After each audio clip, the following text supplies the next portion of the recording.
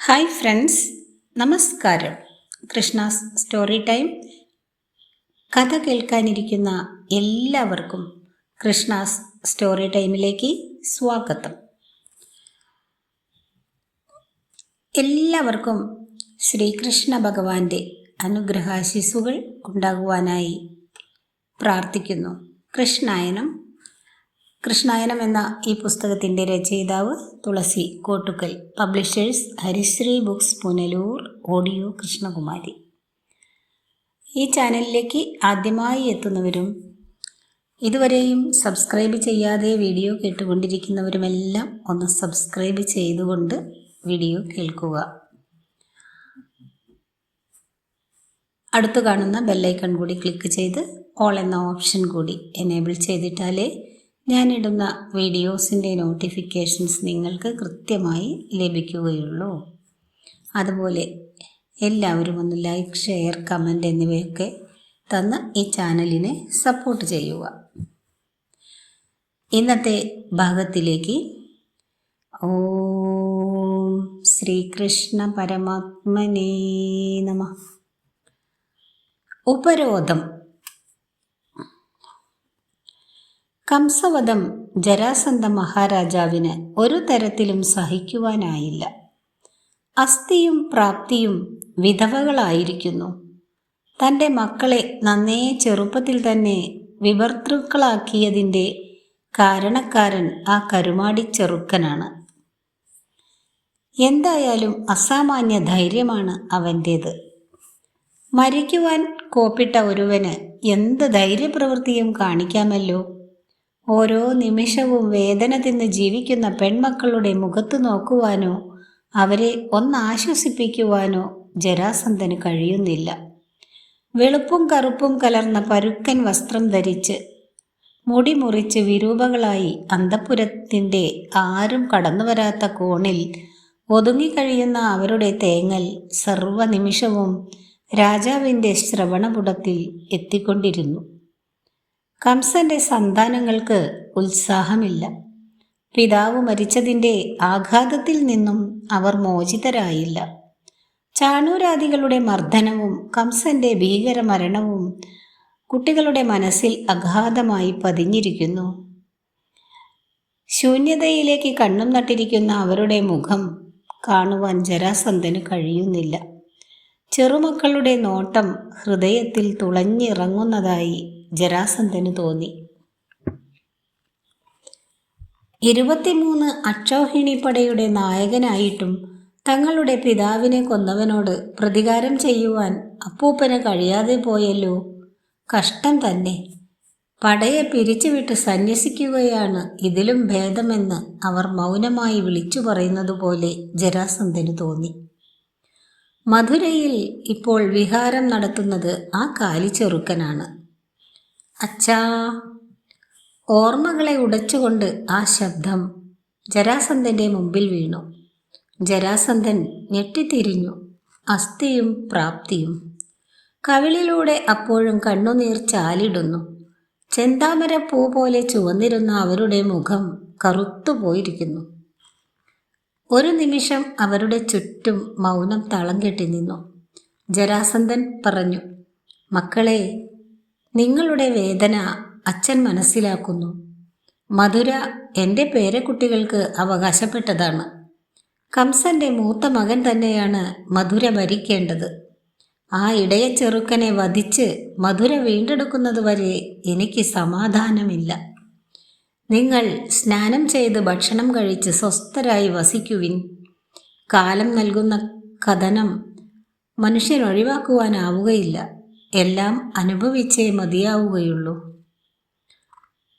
മക്കളെയും ചെറുമക്കളെയും ആശ്വസിപ്പിച്ച് അന്തഃപുരത്തിലേക്ക് അയച്ചതിനു ശേഷം ജരാസന്ധൻ മധുര ഉപരോധിക്കുവാനുള്ള ഒരുക്കങ്ങൾ തുടങ്ങി. ശക്തിയുള്ള ശത്രുവാണെങ്കിൽ അതിൻ്റെ ഉറവിടം അറിയുക യുദ്ധതന്ത്രമാണ്. കാലിച്ചെറുക്കനായ കൃഷ്ണൻ്റെയും അവൻ്റെ ജ്യേഷ്ഠൻ്റെയും ശക്തി അവഗണിക്കാവുന്നതല്ല. കുവലയാപീഠത്തെ വാലിൽ തൂക്കി ബാലന്മാർ വടി ചുഴറ്റും പോലെ അടിക്കുവാൻ കഴിയുന്നവനാണ് കൃഷ്ണനെങ്കിൽ അവന് അസാമാന്യ ബലവും യുദ്ധതന്ത്രവും അറിയാമായിരിക്കണം. അങ്ങനെയാണെങ്കിൽ മധുര പിടിച്ചടക്കുക അത്ര എളുപ്പമല്ല കാര്യമല്ല. സൈന്യബലം കൂട്ടുന്നത് നല്ലതാണ്. ഇങ്ങനെ ചിന്തിച്ച് ജരാസന്ധൻ രാമകൃഷ്ണന്മാരുടെ ശക്തി കേന്ദ്രം എന്തെന്ന് ആരാഞ്ഞറിയുവാൻ ചാരന്മാരെ ആദ്യം നിയോഗിച്ചു. സൈന്യങ്ങളുടെ ശേഖരണം ആവശ്യമെന്ന് ജരാസന്ധൻ കണ്ടു. തൻ്റെ ബലവും പൗരുഷവും അറിയാത്തവരല്ല കൃഷ്ണനും ബലരാമനും. അപ്പോൾ അറിഞ്ഞുകൊണ്ട് തന്നെയാണ് മധുര യദുക്കൾക്ക് അവർ വീണ്ടെടുത്തു കൊടുത്തത്. പെരുത്ത രക്തച്ചൊരിച്ചിലില്ലാതെ നേടിയ വിജയം മധുരയെ ആഹ്ലാദിപ്പിച്ചിരിക്കും. എന്നല്ല, ജനം ആ കാലിച്ചെറുക്കൻ്റെ പിന്നിൽ ഒതുങ്ങുകയും ചെയ്തിരിക്കും. അതുകൊണ്ട് ബലത്ത സൈന്യശേഖരമില്ലാതെ പോരിനു പോകുന്നത് പോഴത്തമാണ്. ഇങ്ങനെ ആലോചിച്ച ജരാസന്ധൻ തൻ്റെ സുഹൃത്തുക്കളായ രാജാക്കന്മാരുടെ സമീപത്തേക്ക് ദൂതന്മാരെ സന്ദേശം നൽകി അയച്ചു. കാരൂഷ രാജാവായ ദന്തവക്ത്രൻ, വീര്യവാനായ ചേതി രാജാവ്, കലിംഗ രാജാവ്, ബലവാനായ പൗണ്ഡ്രകൻ, ഭീഷ്മക രാജാവ്, വില്ലാളികളിൽ മുമ്പനായ രുഗ്മി, ത്രികർത്താദികളായ സുശർമാവ് തുടങ്ങിയവർ സന്ദേശമനുസരിച്ച് ജരാസന്ധൻ്റെ ഭവനത്തിലെത്തി. ചില രാജ്യങ്ങളിലേക്ക് ജരാസന്ധൻ തന്നെയാണ് എഴുന്നള്ളിയത്. അവരോട് വിശദമായി കാര്യങ്ങൾ ധരിപ്പിച്ച ജരാസന്ധന് ഏവരും സഹായം വാഗ്ദാനം ചെയ്തു. എല്ലാവരും ജരാസന്ധൻ്റെ കൊട്ടാരത്തിൽ യുദ്ധകൗതുകത്തോടെ വന്നെത്തി. ജരാസന്ധൻ എല്ലാ രാജാക്കന്മാരെയും ബഹുമാനിച്ചിരുത്തി പറഞ്ഞു, ശക്തിയും ബലവും എന്നോട് സ്നേഹവും നിറഞ്ഞ രാജാക്കന്മാരെ, നിങ്ങളെയെല്ലാം വിളിച്ചു വരുത്തിയതിൽ അത്ഭുതം തോന്നുന്നുണ്ടായിരിക്കാം. മധുര കീഴടക്കിയ ഒരു ബാലനെ എതിർക്കുവാനാണോ ഞങ്ങളെയെല്ലാം ക്ഷണിച്ചു വരുത്തിയതെന്ന് ചിന്തിച്ച് മനസ്സിൽ നിസ്സാരമെന്ന് കരുതുന്നുണ്ടാവാം. എങ്കിൽ നിങ്ങൾക്ക് തെറ്റിയെന്ന് ആദ്യം പറയട്ടെ. എൻ്റെ മരുമകനായ കംസന് ദേവേന്ദ്രൻ പോലും കപ്പം കൊടുത്തിരുന്ന കഥ പ്രശസ്തമാണ്. ജംബാരിയുടെ ദമ്പോളി പോലും കംസന്റെ വിരിമാറിൽ മല്ലികപ്പൂവായിരുന്നു. ആ കംസനെ വളരെ നിസ്സാരമായിട്ടാണ് ഷോഡശപ്രായം തികയാത്ത മാധവൻ മുഷ്ടിപ്രഹരത്തിൽ വധിച്ചത്. തന്ത്രശാലിയും ബുദ്ധികൗശലക്കാരനും അസാമാന്യ ധീരനുമാണ് ആ കാലിച്ചെറുക്കൻ. നമുക്ക് മധുര വീണ്ടെടുത്തുകൊണ്ട് മാത്രം ആയില്ല, കൃഷ്ണൻ്റെയും അവൻ്റെ ജ്യേഷ്ഠനായ ബലരാമൻ്റെയും ശിരച്ഛേദവും നടത്തണം. ആ ലക്ഷ്യത്തോടെയാണ് നിങ്ങളെ വരുത്തിയത്. നിസ്സാരമെന്ന് തോന്നുന്ന പലതും സാരമാണെന്നറിയുക. ജരാസന്ധൻ്റെ വാക്കുകൾ കേട്ട് രാജാക്കന്മാർ പറഞ്ഞു, പ്രഭോ, അങ്ങ് എന്തു പറഞ്ഞാലും പ്രായം തികയാത്ത, മുലപ്പാലിൻ്റെ ഗന്ധം ചുണ്ടിൽ നിന്നും മായാത്ത ഒരു ബാലനോട് എതിർക്കുവാൻ ഇത്രയും ബലത്ത ഒരുക്കങ്ങൾ അധികമായി എന്നാണ് ഞങ്ങളുടെ അഭിപ്രായം. എന്തായാലും വന്ന സ്ഥിതിക്ക് നാളെ തന്നെ മധുരയിലേക്ക് നീങ്ങാം. എല്ലാവരും അങ്ങനെ തന്നെ എന്നുറച്ചു. ജരാസന്ധൻ്റെ ആജ്ഞയനുസരിച്ച് പട മധുരയ്ക്ക് നീങ്ങി. ജരാസന്ധനും പടയും വരുന്ന വിവരം കൃഷ്ണൻ അറിഞ്ഞു. അദ്ദേഹം രാമനോട് പറഞ്ഞു, ദേവകാര്യം വേഗം നടക്കുമെന്ന് തോന്നുന്നു. ജരാസന്ധൻ സർവ്വ രാജാക്കന്മാരുമൊത്ത് മധുരയിലേക്ക് വരികയാണ്. നൃപന്മാർ അവരുടെ സൈന്യവുമായി വളയുമ്പോൾ എല്ലാ ഭാഗത്തു നിന്നും പൊരുതി കയറിയാൽ വേഗം ഇവർ നശിക്കും. ഭൂമിയുടെ ഭാരം തീർക്കുവാൻ ഇവരെ ഒത്തുകിട്ടിയിരിക്കുകയാണ്. ഈ മഹാമന്നന്മാരുടെ മഹാസൈന്യങ്ങൾ മൂലം വല്ലാതെ പീഡയേറ്റവളാണല്ലോ ഭൂമിദേവി. ബലപ്പെട്ട രാഷ്ട്രങ്ങൾ തങ്ങി, ഭാരം താങ്ങി, സത്യം മങ്ങി, ക്രൂരത തിളങ്ങി നിൽക്കുകയാണ് ഈ ഭൂമി. അല്പകാലം കൊണ്ട് ഈ ധരാതലം വിജനമായി ഭവിക്കുവാൻ പോകുന്നു. ഇങ്ങനെ പറഞ്ഞ് മാധവൻ കൊട്ടാരത്തിലെ മട്ടുപ്പാവിൽ കയറി അകലേക്ക് കണ്ണുകൾ അയച്ചു. കാലം കടന്നു നിൽക്കുന്ന കേശവന്റെ കണ്ണുകൾക്ക് ശത്രുനിര കാണുവാൻ കഴിഞ്ഞു. ഏറ്റവും മുമ്പേ ചലിക്കുന്ന മേരുപർവ്വതം പോലുള്ള തേരിൽ എഴുന്നള്ളുന്നത് ജരാസന്ധൻ തന്നെ. ക്രോധരക്താക്ഷനായി നരാധിപ സഹസ്രങ്ങളാൽ അനുഗതനായി നീണ്ടുയർന്ന അശ്വങ്ങളെ പായിച്ച് ജരാസന്ധൻ എത്തുന്ന രക്തമയമായ പൊന്നിൻ ചങ്ങലയണിഞ്ഞ ആനക്കൂട്ടങ്ങൾ കാർമേഘതുല്യങ്ങളായി കുതിക്കുന്നു. വെള്ളത്തിലെ തിര തള്ളും പോലെ വെള്ളക്കുതിരകൾ കുതിച്ചെത്തുന്നു. ഊക്കിൽ ഉൽപ്പതിക്കുന്ന ഉരകങ്ങളെ പോലെ കാലാൾപ്പട വാളും പരിചയമായി ചാടി വരുന്നു. അസംഖ്യം തേരുകൾ കൊടിപറത്തി പൊടിയിളക്കി എത്തുന്നു. അല്പനിമിഷത്തിനകം മധുര ജരാസന്ധ സൈന്യങ്ങൾ തിന്നു തീർക്കും. അത്ര വിശപ്പോടെയാണ് അവർ പാഞ്ഞു വരുന്നത്. കാറ്റിൽ കാറുപോലെ എത്തുന്ന തേരുകൾ മധുരാ നഗരത്തിന് പുറത്തു നിരന്നു കഴിഞ്ഞു. വർഷകാലത്ത് ആഴിയിലെത്തുന്ന മേഘപ്പരപ്പ് പോലെ പടയോടുകൂടിയ രാജാക്കന്മാർ പുരിയുടെ ചുറ്റും വളഞ്ഞ് കൂടാരമടിച്ച് പാർപ്പു തുടങ്ങി. മേഘനിസ്വനങ്ങൾ മുഴക്കുന്ന തേരുകൾ, ഗർജിക്കുന്ന മത്തഗജങ്ങൾ, ഹ്രേഷിക്കുന്ന അശ്വങ്ങൾ, ആർക്കുന്ന കാലാളുകൾ, ഇവ കൊണ്ട് ദിക്കുകൾ മുഴങ്ങുന്ന 20 അക്ഷൗഹിണി പടയോടുകൂടി വന്നെത്തിയ ജരാസന്ധനെ കണ്ട് മധുരാ നിവാസികൾ ആലില പോലെ വിറകൊണ്ടു. അവർ ഇത് പ്രതീക്ഷിച്ചതു തന്നെയാണ്. മധുര രക്തം കൊണ്ട് ചുവക്കുവാൻ പോകുന്നു. ഇനി എന്തും അനുഭവിക്കുക മാത്രമാണ് ഗതി. ബാലനായ കൃഷ്ണനെ കൊണ്ട് എന്ത് ചെയ്യുവാൻ കഴിയും? രാത്രി കഴിഞ്ഞു. ഉഗ്രസേന മഹാരാജാവ് ശ്രീകൃഷ്ണനെയും ബലരാമനെയും അന്വേഷിച്ച് സൈന്യങ്ങളെ വിട്ടു. അവർ എവിടെയെന്നറിയുകയില്ലെന്ന് പറഞ്ഞ് സൈന്യങ്ങൾ തിരിച്ചെത്തി. യാദവപടയും ഒരുങ്ങിക്കഴിഞ്ഞു. ശ്രീകൃഷ്ണനും ബലരാമനും യുദ്ധമുഖത്തെത്തി. ഇന്ദ്രനീല തടാകത്തിൽ വിളങ്ങുന്ന ഭാനുബിംബം പോലെ കേശവൻ തിളങ്ങി. കേശവൻ ഒരു നിമിഷം ധ്യാനിച്ചു. ദീപ്തമായ ഒരു തേര് മേഘങ്ങൾ പിളർന്ന് മഞ്ഞിലമരും പോലെ മാധവന്റെ മുന്നിലെത്തി. എല്ലാവിധ ആയുധങ്ങളും ആ തേരിലുണ്ടായിരുന്നു. ആദ്യം തന്നെ രാമൻ ലലാമം പോലുള്ള ഹലം എടുത്തു. സർപ്പരൂപവും ഗതിയുമുള്ള ദിവ്യമായ മാല ധരിച്ച ഹലായുധം രാമന്റെ വലതുകരത്തിൽ ശോഭിച്ചു. മുസലോത്തമമായ സൗനന്ദം യുഗശ്രേഷ്ഠനായ ബലരാമൻ ഇടതുകരത്തിലേന്തി. വീര്യവും ശൗര്യവും ഇണങ്ങിയ ശാർംഗൻ ധനുസ് ശ്യാമളവർണ്ണൻ സ്വീകരിച്ചു. ദേവകാര്യാർത്ഥം ദാമോദരൻ കൗമോദകി കുമുദരസത്തോടെ എടുത്തു. ശസ്ത്രം കൈക്കൊണ്ട ആ വീരന്മാർ യുദ്ധമുഖത്തേക്ക് അടുത്തു. രാത്രിയുടെ 2-ാം യാമത്തിൽ മധുരാനഗരം ആക്രമിക്കണമെന്ന് തീരുമാനിച്ച് ജരാസന്ധ സുഹൃത്തുക്കൾ ആയുധങ്ങൾ ധരിച്ച് പടച്ചട്ടയണിഞ്ഞ് തയ്യാറായി. ചക്രവാകത്തിൻ്റെ സ്വരത്തിൽ നിന്നും യാമമറിഞ്ഞ ധീരന്മാർ മധുരാനഗരത്തിലേക്ക് തള്ളിക്കയറുവാൻ നോക്കി. രാമൻ ഹലമെടുത്ത് സർപ്പേന്ദ്രനെ പോലെ ചൊടിച്ച് അടരിൽ അന്തകതുല്യനായി ശത്രുനിരയിലേക്ക് പാഞ്ഞു കയറി. കാർമേഘത്തിൽ മിന്നിയെരിഞ്ഞ് കയറും പോലെ ഹലം രാജാക്കന്മാരുടെയും പടജനങ്ങളുടെയും തുടുമാറിലൂടെ ഇടതടവില്ലാതെ കയറിയിറങ്ങി. കുന്നുപോലെ കുന്നിവരുന്ന ഗജശ്രേഷ്ഠന്മാർ ഹലായുധ പ്രഹരത്താൽ കുടൽമാലകൾ ചാടി അടർക്കളത്തിൽ അലറിപ്പാഞ്ഞ് മരണവെപ്രാളത്തോടെ പിന്തിരിഞ്ഞോടുന്ന മത്തേപങ്ങളുടെ ചവിട്ടേറ്റ്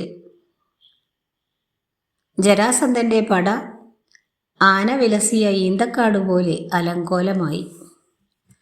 രാമന്റെ തള്ളിക്കയറ്റം കണ്ട് ക്ഷത്രിയന്മാരും പിൻവാങ്ങി. കാട്ടുതീ അടുക്കുമ്പോൾ പിന്തിരിഞ്ഞോടുന്ന പ്രാണികളെപ്പോലെ സൈന്യങ്ങൾ ആയുധവും അമ്പരവും കളഞ്ഞു ഓടി. വെൺകൊറ്റക്കുടയെയും അൻപുറ്റവരെയും ഉപേക്ഷിച്ച് വൻപുറ്റ രാജാക്കന്മാർ മണ്ടി. അവരുടെ ഓട്ടം കണ്ട് ജരാസന്ധൻ പറഞ്ഞു, കഷ്ടം തന്നെ, നിങ്ങളും ക്ഷത്രിയരോ? എന്തേ ഇങ്ങനെ പിന്തിരിയുവാൻ? ഹലായുധന്റെ ശക്തി കണ്ട് മണ്ടിയാൽ കൃഷ്ണനോട് എതിർക്കുവാൻ നിങ്ങൾ മുതിരുക പോലുമില്ലല്ലോ. സ്വശക്തി എറിഞ്ഞ് പൊരുതുവിൻ. രാജാക്കന്മാർ വീണ്ടും ഒന്നിച്ചു. മധുരയുടെ ഉപരോധം ശക്തമായി. യാദവപടയുമായി പൊരിഞ്ഞ പോരു തന്നെ നടന്നു. കേശവൻ ഗരുഡധ്വജമായ തേരിൽ കയറി ജരാസന്ധൻ നിൽക്കുന്ന ഭാഗത്തേക്ക് ചെന്നു. കേശവനെ കണ്ട ജരാസന്ധൻ ആർത്തട്ടഹസിച്ചു. പെട്ടെന്ന് കേശവൻ വില്ല് കുലച്ച് 5 ബാണങ്ങൾ എയ്തു. ബാണമേറ്റ് തേരുടഞ്ഞു. അശ്വങ്ങൾ ഗളം മുറിഞ്ഞു വീണു. തേരാളിയുടെ ശിരസ് യോജന ദൂരത്തെറിച്ചു. തേരുപോയി മഞ്ഞിൽ നിൽക്കുന്ന ജരാസന്ധന്റെ അടുത്തേക്ക് യുദ്ധം ചെയ്തു തന്നെ ചിത്രസേനൻ തേരുമായി എത്തി. എന്നാൽ ആ സ്യന്തനത്തിൽ അവനേറും മുമ്പ് രാമൻ മുസലം കൊണ്ട് തേരു മുടിച്ചു. ജരാസന്ധൻ അല്പമൊഴിഞ്ഞ് മറ്റൊരു രഥത്തിൽ കയറിപ്പറ്റി. ബലരാമൻ ആ സമയം വില്ലേന്തി. വിഷഹാരിയുടെ കരത്തിൽ സർപ്പങ്ങൾ പുളയും പോലെ വില്ല് രാമന്റെ കരത്തിൽ ചുഴന്നു കളിച്ചു. സൈന്യങ്ങൾ ഏറെ പേരും യുദ്ധം ചെയ്യാതെ കാഴ്ചപ്പാടായി നിന്നു. രാമൻ ധനുസിൽ 5 അമ്പ് തൊടുത്തുവിട്ടു. ഒരമ്പ് ജരാസന്ധന്റെ തിരുമുടി മുറിച്ചു തള്ളി. മറ്റൊന്ന് തിരുമാറിലെ രത്നാഭരണങ്ങൾ ഉടച്ചെറിഞ്ഞു. ഇനിയൊന്ന് കരത്തിലെ കങ്കണങ്ങൾ തകർത്തു. മറ്റൊന്ന് രഥത്തെ പൊട്ടിച്ചിട്ടു. ക്രോധം മുഴുത്ത ബലരാമനും ക്രൗര്യം പെരുത്ത ജരാസന്ധനും വൻ ഗദയുമായി മഞ്ഞിടത്തിൽ രക്തപിപാസകരായി നിന്നു. ഗദയേന്തി നിൽക്കുന്ന അവർ ശൃംഗമുള്ള അദ്രി പോലെ വിളങ്ങി. ആകാശത്ത് ദേവന്മാർ നിരന്നു. യുദ്ധം കാണുവാൻ വീണാസഹിതനായി നാരദനും എത്തി. ഗദായുദ്ധത്തിൽ സമർത്ഥരായ 2 പേരും പിൻവാങ്ങി അമർന്ന് മുൻചാട്ടം ചാടി മുടി താഴ്ത്തി, പിൻചാട്ടം ചാടി മുടി ഉയർത്തി ഗരുഡനേത്രങ്ങൾ ആവാഹിച്ച് പരസ്പരം ശ്രദ്ധിച്ചു നിന്നു. ഒരു നിമിഷം കഴിഞ്ഞ് ഗദയുമായി കയറി ഇടഞ്ഞിറങ്ങി ക്രമേണ യുദ്ധം മുറുകി. ഗദ കൊണ്ട് തട്ടിയും പാദങ്ങൾ ഉരസി വീഴ്ത്തുവാൻ നോക്കിയും അവർ മുന്നേറി. ഭീഷണമായ ഗദായുദ്ധത്തിൽ ജരാസന്ധന് വിശേഷ ശക്തിയുണ്ടെന്ന് കണ്ട് ബലരാമൻ പെട്ടെന്ന് മുസലമേന്തി നിന്നു. ജരാസന്ധൻ ഗദ കൊണ്ട് ആഞ്ഞടിച്ചു. മുസലം കൊണ്ട് ഗദ ആഘാതം തടയുകയും ഗദയെ തെറിപ്പിക്കുകയും ചെയ്തു. അരിമർദ്ദനായ ഹലായുധൻ ജരാസന്ധന്റെ മസ്തകത്തിൽ പ്രയോഗിക്കുവാൻ തൻ്റെ കലപ്പ വലിച്ചെടുത്തു. പെട്ടെന്ന് ആകാശത്തു നിന്നും ഒരു ശബ്ദം ഇറങ്ങി വന്നു. അരുത്, ഹേ ബലരാമ, നിന്നാൽ ജരാസന്ധൻ വധ്യനല്ല. പോരിൽ നീ വ്യസനിക്കരുത്. ഇവന്റെ മൃത്യു മറ്റു വിധത്തിലാണെന്ന് വിശ്വസിക്കൂ. ദേവവാക്കുകൾ അടർന്നു വീഴുമ്പോഴേക്കും കേശവനും അവിടെ എത്തിച്ചേർന്നു. മിന്നിത്തെളിയുന്ന മിന്നൽ പോലെ ഹലായുധം ഉയർത്തി നിൽക്കുന്ന ബലരാമനോട് കേശവൻ പറഞ്ഞു, ജ്യേഷ്ഠാ, അവനെ കൊല്ലരുത്. നമ്മുടെ കരം കൊണ്ടല്ല ആ ദുഷ്ടന് മൃത്യു പറഞ്ഞിരിക്കുന്നത്. ബലരാമൻ ആയുധം പിൻവലിച്ചു. മറ്റൊരു കോട്ടവാതിലിലേക്ക് പാഞ്ഞു. കേശവൻ വില്ലു കുലച്ച് പാഞ്ഞെടുത്തു. മാഗധന്റെ സൈന്യങ്ങൾ കാട്ടുതീയിൽ ശലഭങ്ങൾ കണക്ക് വെന്തെരിഞ്ഞു. ജരാസന്ധൻ ഗീർവാണിയും കേശവോക്തികളും കേട്ടിരുന്നു. ശബ്ദങ്ങൾ ആ ധീരന്റെ മനസ്സിൽ ആഴത്തിൽ കൊണ്ടു. സ്ഥൈര്യം പോയി, തേജസ് നശിച്ചു, ശ്രീ ഇറങ്ങി. യുദ്ധത്തിൽ മാഗധന് പിടിച്ചു നിൽക്കുവാനായില്ല. ജരാസന്ധൻ പിന്നോട്ടിറങ്ങി. മഹാരാജാവിൻ്റെ സഹായികളായി വന്ന സുഹൃത്തുക്കളിൽ ശ്രേഷ്ഠരായ പല രാജാക്കന്മാരും മഞ്ഞിൽ മലർന്നതായി അറിഞ്ഞു. അവരുടെ സൈന്യങ്ങൾ തോറ്റ് മണ്ടുന്നതായും ചാരന്മാർ ജരാസന്ധനെ അറിയിച്ചു. തെക്കും വടക്കുമുള്ള കോട്ടവാതിലുകൾ വൃഷ്ണികളുടെ കരത്തിലാണെന്നും എവിടെയും കേശവനുണ്ടെന്നും അവർ പറഞ്ഞു. പറക്കുന്ന തേരിൽ സൂര്യസന്നിഭമായ ആയുധങ്ങളുമായി ദാമോദരൻ പ്രചണ്ഡ വേഗത്തിലെത്തുകയാണ്.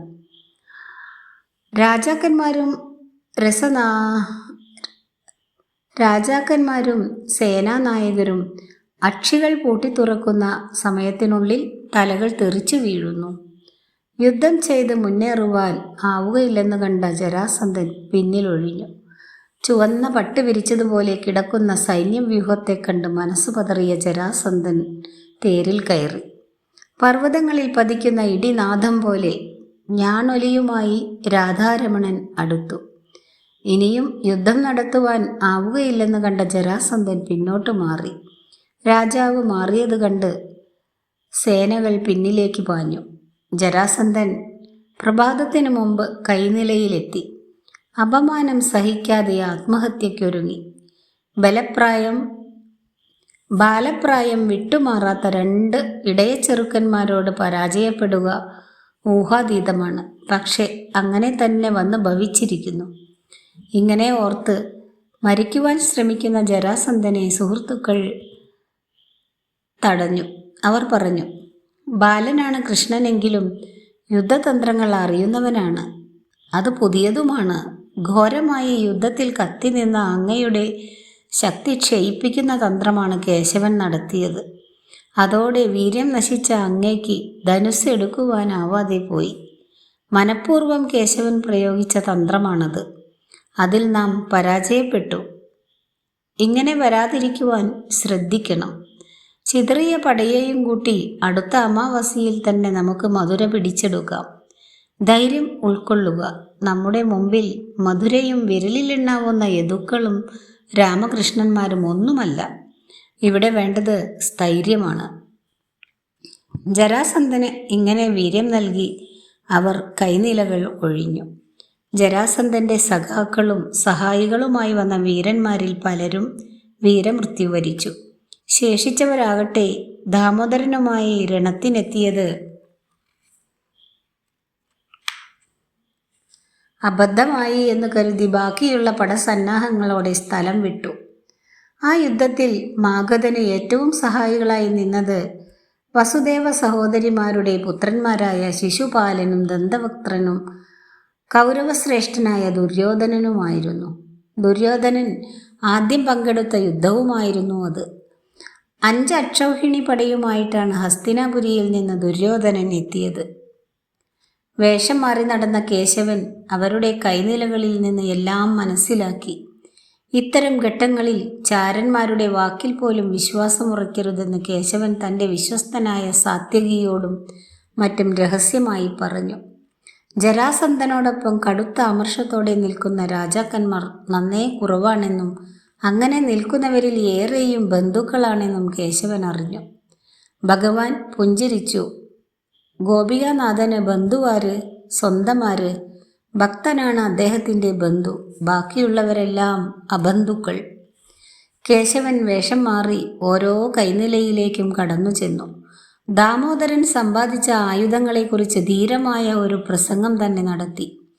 സാന്ദീപനിയുടെ അടുക്കൽ നിന്നും പുതിയ ഒരായുധം ലഭിച്ചിട്ടുണ്ടെന്ന് ചാരവേഷക്കാർ അറിയിച്ചു. ചക്രായുധം എന്നാണത്രേ നാമം. അത് പ്രയോഗിച്ചാൽ സാധാരണ ആയുധങ്ങൾ കൊണ്ട് തടയുവാനാവില്ല.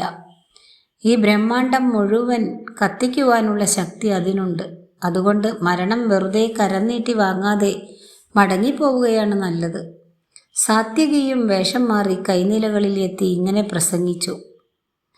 യുദ്ധത്തിനെത്തിയത് അബദ്ധമായി എന്ന് കരുതിയ രാജാക്കന്മാർക്ക് മടങ്ങുവാനുള്ള പ്രേരണ അതോടെ ശക്തമായി. ദുഷ്ടന്മാരായവർ ഒഴിച്ച് മറ്റുള്ളവർ രഹസ്യമായി മടങ്ങി. ജരാസന്ധനാകട്ടെ പ്രിയപ്പെട്ടവരായ സുഹൃത്തുക്കളുമൊത്ത് അടുത്ത യുദ്ധത്തിനുള്ള ഒരുക്കങ്ങൾ തുടങ്ങി. ജരാസന്ധൻ സൈന്യശക്തിയിൽ ഗംഭീരനും അസുരന്മാരിൽ ശ്രേഷ്ഠനുമായ ബാണനെ ചെന്നുകണ്ടു. ശോണിതപുരത്തെത്തിയ മാഗധനെ ബാണൻ ആഡംബരപൂർവ്വം സ്വീകരിച്ചു.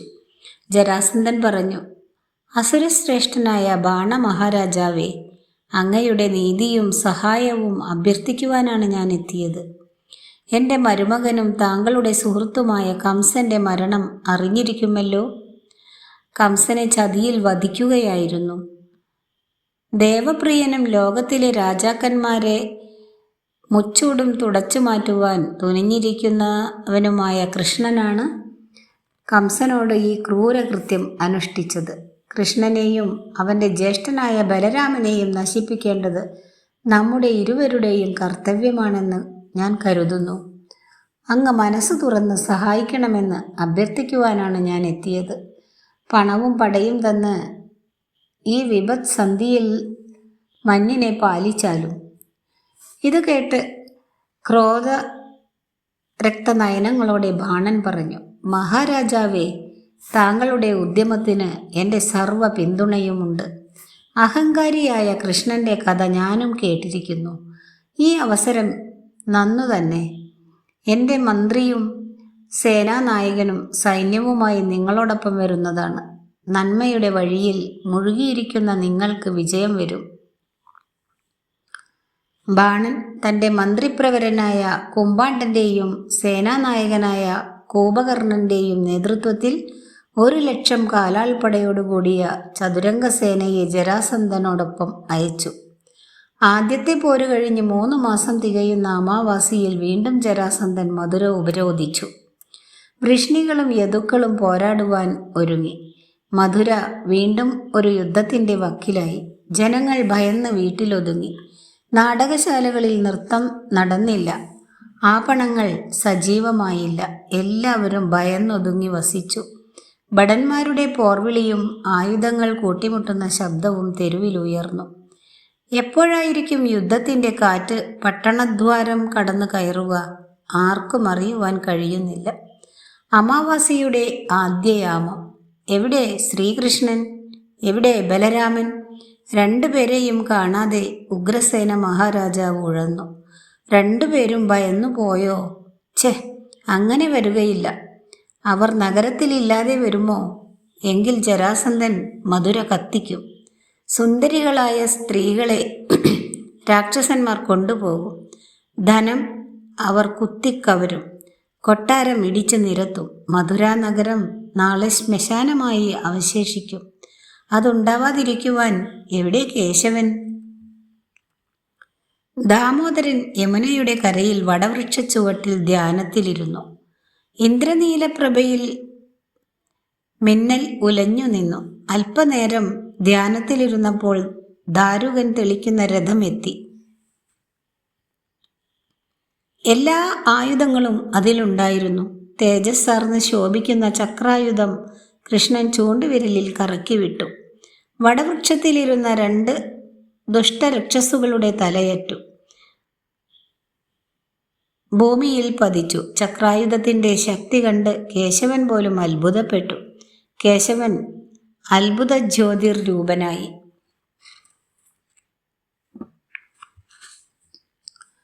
രാക്ഷസരെ നിഗ്രഹിക്കുവാനുള്ള ശക്തി ഉൾക്കൊണ്ട് മാധവൻ രഥമേറി. കേശവനും ബലരാമനും നഗരത്തിലില്ലെന്ന് ചാരന്മാർ ജരാസന്ധനെ അറിയിച്ചു. ഈ അവസരം പാഴാക്കുവാൻ പാടില്ല. മധുരയെ ഈ രാത്രിയിൽ തന്നെ പിടിച്ചടക്കണം. കൊട്ടാരം ഇടിച്ചു നിരത്തി ഉഗ്രസേനനെ വധിക്കണം. ഇങ്ങനെ ചിന്തിച്ച ജരാസന്ധൻ കുംഭാണ്ഡനോടും കൂപകർണനോടും മറ്റു സുഹൃത്തുക്കളോടും പറഞ്ഞു. കൃഷ്ണനും രാമനും ഭയന്നു പോയിരിക്കുകയാണെന്ന് തോന്നുന്നു. നഗരത്തിൽ അവരില്ലെന്നാണ് ചാരന്മാർ അറിയിച്ചത്. അതുകൊണ്ട് യുദ്ധമുറകൾ ഒന്നും നോക്കുക വേണ്ട. വേഗം നഗരം ഉപരോധിക്കുക. ഇത് കേട്ട് സൈന്യങ്ങൾ ഏറെ പേരും ആയുധങ്ങൾ എടുത്തില്ല. സ്വർണനഗരിയായ മധുര കുത്തിക്കവരുക എന്ന ലക്ഷ്യത്തോടെ പടയാളികൾ മധുര നഗരത്തിലേക്ക് തള്ളിക്കയറി. വൃഷ്ണികളും യദുക്കളും അല്പം പിന്നോട്ട് ഇറങ്ങിക്കൊടുത്തു. കേശവന്റെ നിർദ്ദേശം പോലെ സാത്യകി പ്രവർത്തിച്ചു. നിസ്സാരങ്ങളായ ആയുധങ്ങളുമായി കടന്നുവരുന്ന രാക്ഷസ പടയ്ക്കു നേരെ 4 ദിക്കിൽ നിന്നും ആക്രമണമുണ്ടായത് പൊടുന്നനെയാണ്. അവർ അത് ലേശവും പ്രതീക്ഷിച്ചില്ല. കരത്തിൽ ആയുധമില്ല. സ്ഥലം അറിയുകയില്ല. അമാവാസിയാണ്. കണ്ണിൽ കുത്തിയാലറിയാത്ത ഇരുട്ട്. രാക്ഷസപ്പട തലങ്ങും വിലങ്ങും ചിതറി. വെട്ടുകളേറ്റ് അവർ നിലം പതിച്ചു. അംഗങ്ങൾ തെറിച്ച് രക്തം ചീറ്റി ഭയന്ന് നിലവിളിയോടെ ഓടുന്ന സൈന്യങ്ങളെ യദുക്കൾ കൊന്നുകൂട്ടി. അല്പമുഹൂർത്തങ്ങളെ വേണ്ടിവന്നുള്ളൂ രാക്ഷസപ്പടയെ നശിപ്പിക്കുവാൻ. പിന്നിലേക്ക് തള്ളിയിറങ്ങിയ ബാണപ്പടയെ വൃഷ്ണികൾ പുറത്തുനിന്നും ആക്രമിച്ചു. അകത്തും പുറത്തും വെട്ടുകളേറ്റ് രക്തഞ്ചരപ്പട ചത്തുമറിഞ്ഞു. അപ്പോൾ എവിടെ നിന്നോ പാഞ്ചജന്യത്തിൻ്റെ ഘോഷം ഒഴുകിയെത്തി. യദുക്കൾക്ക് ആനന്ദമേറി. ബാണപ്പടയ്ക്ക് പരിഭ്രമം വന്നു. കേശവൻ ചക്രായുധവുമായി വരുന്നു, യദുക്കൾ വിളിച്ചു പറഞ്ഞു. ഭീകരമായ ആ ബഹളത്തിൽ ജരാസന്ധനും കുംഭാണ്ഡനും രക്ഷപ്പെട്ടു. കൂപകർണൻ ഓടിയൊളിച്ചു. രാക്ഷസപ്പട മിക്കവാറും ചത്തുമലച്ചു. ക്രവ്യാതങ്ങൾ അന്തരീക്ഷത്തിൽ നിറഞ്ഞു. ഭീഷണമായ ആ യുദ്ധം പ്രഭാതത്തിൽ അവസാനിച്ചു. അപ്പോഴേക്കും ജരാസന്ധൻ മഗധയിൽ എത്തിയിരുന്നു.